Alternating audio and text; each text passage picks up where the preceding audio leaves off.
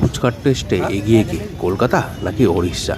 তো চলে গিয়েছিলাম উড়িষ্যার ঢেঙ্কানালের মিনা বাজার বলে একটি জায়গায়, যেখানে ফুচকা টেস্ট করেছিলাম। আর এখানে বিশেষত্ব হচ্ছে কাঁচা শাল পাতায় ফুচকা দেওয়া।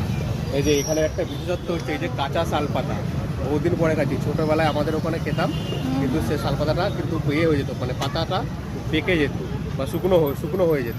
এটা কিন্তু কাঁচা শাল পাতায় খাবো। 10 रुपये का पाँच ना।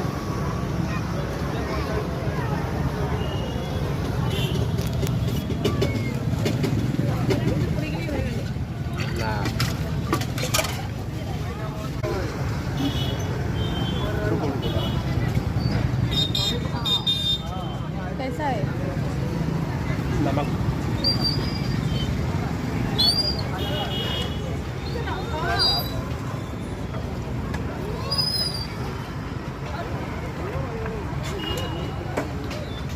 ফুচকার স্বাদ খেতে ঠিকঠাক থাকলেও আমাদের কলকাতা অথবা পশ্চিমবাংলার দিকে যে সমস্ত ফুচকাগুলো পাওয়া যায়, তার মধ্যে যে একটা স্পাইসি বা একটা কিকের ব্যাপার থাকে, সেই জিনিসটা কিন্তু এখানে পাওয়া যায় না, বাইরের কোনো স্টেটেই পাওয়া যায় না।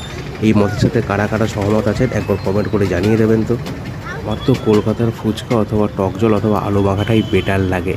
আপনারা কারা কারা কলকাতার ফুচকা প্রেমী আছেন অবশ্যই কমেন্ট করে জানাবেন।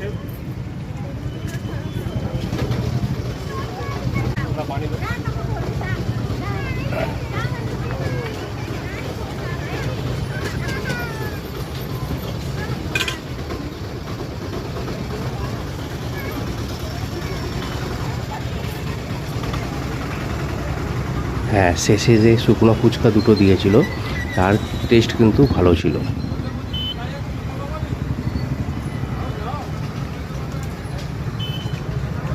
কলকাতার ফুচকার মতো সত্যি কোনো ফুচকা নেই, কিন্তু